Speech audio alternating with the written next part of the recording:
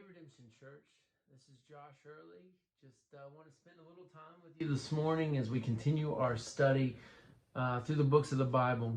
Today we're looking at the book of Joshua, which is an Old Testament book that is a part 2 to the story of the Israelites as they are led out of captivity and slavery from the Egyptians into this promised land of milk and honey. Now, in order to understand Joshua better, I feel like it'd be best to back up just a little bit to the book of Exodus, where Moses has been charged with the calling of bringing the children of Israel out of Egypt. Now, Moses was an Israelite raised by Egyptians. He is in the middle of this hillside where the burning bush, God's voice calls out of this bush and sends him on this mission back to Egypt. Now, he is given the task to command the Pharaoh to let the children of Israel go. The Jewish people are held captive, and it's a lot of resistance. There's a lot of plagues. God sends locusts and frogs and all this crazy stuff. And the final one is the Passover. Now, the Passover lamb, what happens is God sends the death angel to Egypt, and he tells them that if they don't sacrifice a lamb and put that blood over the door, if that doesn't happen, then the death angel will kill the firstborn son. So the Israelites trust God, they put that blood over, but Pharaoh does not, and many others, and they lose their firstborn son. Now Pharaoh lets them go after this. They go off into the distance, and they come to the Red Sea where they have to cross over. Now Moses lifts up his staff, raises that staff in the air, and the waters part. The children of Israel walk through on dry ground. They go into the wilderness, and they are in search of this land. They are given manna to eat every day. They are guided by day by a cloud, and at nighttime by a flame. They are given the commandments from God. Moses is their leader. But they fall away. They do not trust God, or they get impatient. They fall. They sin against God. They build a golden calf that they worship. And Moses himself craters. He gets mad. And God does not allow them to enter this land of Canaan. So, that's where this book picks up. Joshua has taken over the leadership role. He has been Moses' right-hand man, so to speak. He was a spy for the army. He is a warrior, and he is the man that God chooses to lead the people and to accomplish his plans. So this book of Joshua is split up into 4 different parts. The first part is God establishes Joshua as the leader, and he does this a couple different ways. But one of the main ways is when a lot of the same things he did with Moses, and to show his strength, God's strength, and his favor with Joshua. So they go to the Jordan River, and he is led down to the water. He tells the priest, God tells him these things, but the priests take the Ark of the Covenant on their shoulder, and they lead it down into the river. And the water, as they step, becomes dry ground. The river is held back, and the people cross over once again on dry land. Now, the second part of this book is the conquest. If you look at the battles that they had, probably the most notable is the Battle of Jericho, and probably the one we're most familiar with. There's also when they fight the Amorites, and there's northern Canaan battles that take place. There's a lot of these, but that's part 2, and also there's a list of kings that are defeated. Then part 3 is the dividing of the inheritance. So the land is theirs, and Joshua divides the land into the 12 tribes. And then part 4 is Israel's response to this gift. So they build an altar in chapter 22. They have a portion where Joshua charges the leadership with encouragement and what God expects of them. And then the last part is a covenant renewal. And so that's the four parts. When you think of the Battle of Jericho. And before we get to that's where we're going to be today. I'm going to pull up these few things in chapter 5 that we're going to look at. If you look at Joshua chapter 5, there are a few things that God does after they cross the Jordan River to prepare them for battle. And you would think that a lot of those things may be, physical type things, and possibly. But in these instances, there's some things that God does to prepare them. One of the first thing it talks about is the circumcision. The covenant promise that he had made with Abraham was the circumcision of all the men.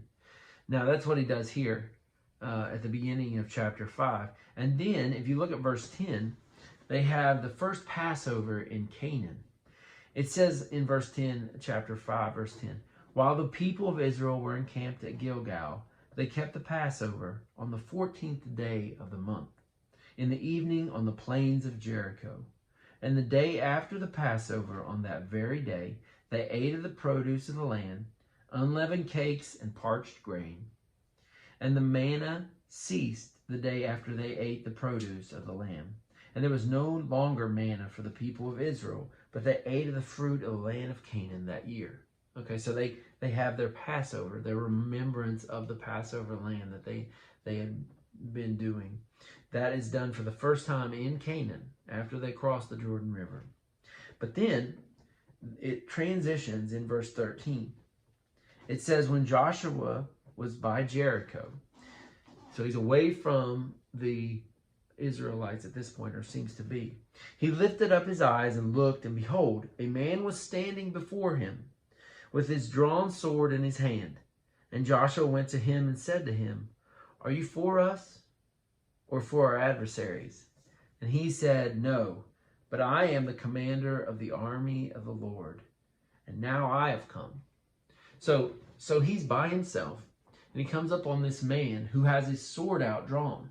Now, I'm not sure why Joshua seems to be away from the camp there, but it's possible that he was there with just looking at the area of Jericho, trying to decide a battle plan or trying to get things together. Because if you think for a minute, they've come just out of the wilderness. They have no weaponry, nothing to really fight this, to take down this wall and then go in and kill the people. And so at this point, he has no idea how this is going to go down. And so Joshua, this is his response. He falls on his face in 14. He falls to the earth and worshipped and said to him, what does my Lord say to his servant? And the commander of the Lord's army said to Joshua, take off your sandals from your feet, for the place where you're standing is holy. And Joshua did so. So Joshua's immediate response, he recognizes as soon as he speaks who he is, and he falls to his face, much like Moses when the burning bush. And here's the interesting thing. He doesn't, if this was the angel of the Lord, meaning if this was an angel, he would stop him from worshiping him, because we don't worship the angels. But this is what they call a Christophany. This is what we learn about later in the New Testament. It's referred to as a Christophany because it's an appearance or a non-physical manifestation of the Christ. So it's a pre-incarnate Jesus. And his response is that he falls to his face and he asks him, what do you say to me? And he says the same thing that God tells Moses at the burning bush. Take off your sandals from your feet, for the place where you're standing is holy. And so Jesus is there. And then it transitions right out of that. There's not much else about that conversation, what happens after that. But it does say in 6, now Jericho was shut up inside and outside. Because of the people of Israel, none went out and none came in. And the Lord said, I have given you Jericho into your hand, with its kings and mighty men of valor. You shall march around the city. And so that's what happens there. And so to kind of transition out of that, one of the things that I wanted to kind of share with you today, and we can look at as well in this book, is a theme that I feel like is relevant to us. And if we go back and look before all this takes place, Joshua sends out spies to look at the city, and they sneak into Jericho. And it's in chapter 2 where they meet a lady called Rahab. Now, her name was Rahab. She was a prostitute who knew the God of Israel, or knew of him, and also knew that they were there, and she believed them when they said why they were there.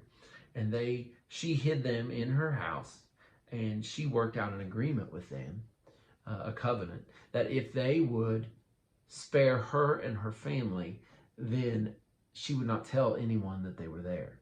But she needed saved. And the interesting thing about this is God reaches outside of the people of Israel to a Gentile, to a prostitute, and saves her from destruction. Now that's the foreshadowing of what is to come, because when Jesus comes to save the world from their sins, to save his elect, he lays down his life for not just the Israelites, but for also the Gentiles, for you and me. And so that is a great thing to see here. And if we also look at the opposite of that, we look in chapter 7. This is after Jericho. They've defeated Jericho, and they've moved on to the next one. They're going to take out the Amorites in the battle of Ai, and they're defeated. They come off of the biggest miracle they've ever seen in their lifetime. They'd only heard of stories like this from their ancestors, of the God of Abraham and Isaac and Jacob, who worked these great miracles. They marched around this city. They blew the horn, and this wall fell down. And so they have all the confidence in the world. But God told them specific rules of what to do and what to take and what to do with the things. And they broke those rules, or at least one man did. So you look in Joshua chapter 7 and verse 10. The Lord said to Joshua, let's back up. If you look at verse 6, Joshua tore his clothes, fell on the earth on his face before the ark of the Lord until evening, and the elders of Israel, they put the dust on their head. And Joshua said, Alas, O God, so he's pleading with God, why have you brought us, this people, over the Jordan at all, to give us into the hands of the Amorites, to destroy us? Would that we have been content to dwell beyond the Jordan. O Lord, what can I say when Israel has turned their backs before their enemies? So they've lost this battle, and he does not know why. He has been given all the confidence. God tells him that every place that their foot steps that is going to be theirs, it's going to be their land, it's their inheritance. And then they lose this battle. Men are killed. They lose 30-some men in the battle. And so God answers them, though. The Lord said in verse 10, chapter 7, Get up. Why have you fallen on your face? Israel has sinned. They have transgressed my covenant that I commanded them. They have taken some of the devoted things. They have stolen and lied and put them among their own belongings. Therefore, the people of Israel cannot stand before their enemies. They turn their backs before their enemies because they have become devoted for destruction. And so he points out that, and later on, that Achan has taken these things. And they go and see in verse 22, Joshua sent messengers, and they ran to the tent, and behold, it was hidden in his tent, and the silver underneath. And they took them out of the tent, brought them to Joshua, and all the people, they laid them down before the Lord. And Joshua and all Israel with him took Achan, the son of Zerah, and the silver and the cloak, and the bar of gold, and his son's daughters, oxen, donkeys, sheep, his tent, and all that he had, and brought them up to the valley of Achor. And Joshua said, Why did you bring trouble on us? The Lord brings trouble on you today. And they stoned him. And so what this is, an obvious thing that, and just a beautiful thing on one side of it is it's God's ability to save the outsider. Rahab, that's us. Christian, that is you. But then the danger of the insider falling away.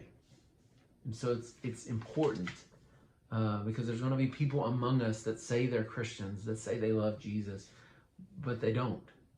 And that they are liars and they deceive themselves or they deceive others. Now, the last thing that I want to point out about Joshua, and I'm not sure how long I have been, but this is good. This is good. If you look at the end of the chapter, or end of the book, chapter 24, this is something that I can remember that my grandparents had in their dining room. When I was a kid, I can remember seeing it up on their little cupboard there. And this is something that I feel like that we can all wrestle with, and we can all, some things you could take out of Scripture to try to fit and make work for you, or I mean for me, because we just need something. We need some comfort, or and there are things there that are genuine and they're for us. This is something that Joshua asks the people of Israel, and it's well, here, let's just read it. In Joshua chapter 24, verse 14. Now therefore, this is Joshua talking, fear the Lord and serve him in sincerity and in faithfulness. Put away the gods that your fathers served beyond the river and in Egypt, and serve the Lord. And if it is evil in your eyes to serve the Lord, choose this day whom you will serve, whether the gods of your fathers served in the region beyond the river, or the gods of the Amorites in whose land you dwell. So he's talking about not just the God of Abraham and Isaac, but they've also dealt with gods in Egypt, the pharaohs and all their gods, the many gods that they had there. And then they defeat these Amorites, and they had their idols and their gods that they worshiped to. But the God of Israel has just delivered them and given them this land. And so Joshua asks, choose this day whom you will serve. But the line that he follows it up in the very end, but as for me and my house, we will serve the Lord. And then the Israelites respond in verse 16. Far be it from us that we should forsake the Lord to serve others. For it is the Lord our God who brought us and our fathers up from the land of Egypt, out of the house of slavery, and who did those great signs in our sight, and preserved us in all the way that we went, and among all the peoples through whom we passed. And the Lord drove out before us all the people, the Amorites who lived in the land. Therefore, we also will serve the Lord, for he is our God. And so I want to end with that because we're in isolation. It's 2020, right? And we have no idea what's going on. I mean, we are apart right now. We are, in many ways, in my own heart, have been shown all these things that I've chased after, that I have crawled up on the throne of my heart, so to speak, that get in the way of things that are that God has made or have given us as gifts that I have used to idolize. And so we have to ask ourselves, who do we serve? And then when we gather around with our families and we tuck our kids in at night to bed, and when we eat our meal and we're praying together, we have that, we can answer that question, and we can choose to serve the Lord. If you're a child of God, we choose to serve the Lord. That is a great comfort, because our God can be trusted. Because this book of Joshua has taken the Israelites out of slavery and bondage in Egypt, and has taken them through the wilderness and through the unknown. And they didn't miss a day without food, without manna. And they are brought into the land of Canaan to dwell. The land of milk and honey. Like, this is not our Canaan. The earth, America, is not Canaan. We are looking toward heaven. We are looking for the coming of the Messiah. Jesus has gone to prepare a place for us, and he will come again, and that is our Canaan. So until then, we hope, we wait. And I hope that brings you comfort today, because Jesus is enough, because he is our satisfaction. He is our hope, and he is our peace. And so, yeah, as for me and my house, we will serve the Lord. So I hope that you all have a great day today, and that you have a good week. And I can't wait till we're together again, till we're singing together again, and we're praying together, sharing meals together. I hope that that's soon. So have a good week. Have a good day. I love you guys. I miss you. See ya.